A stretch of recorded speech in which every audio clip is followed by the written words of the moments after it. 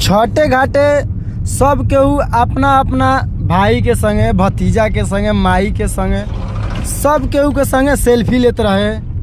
हम सोचनी कि पूरा गांव के लड़का सन के संगे एक गो सेल्फी मारा जाओ, का पता काल एमे से के रही ना रही।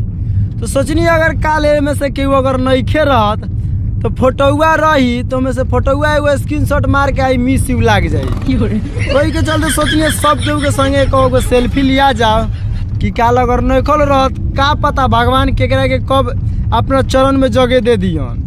वही के चलते सोचनी पूरा गांव समाज के लड़का सन के संगे एक गो सेल्फी मारा जा। चालू कर देनी सेल्फी मारल, सीरियल नंबर से पकड़ पकड़ एक जना के एकदम सेल्फी मारल चालू कैनी। देखी लोगिन है साला के हंसता दोस्त बा हमर सुनला पूरा एकदम पूरा गर्दा सेल्फी लियल भाई आज। अब भाई कौन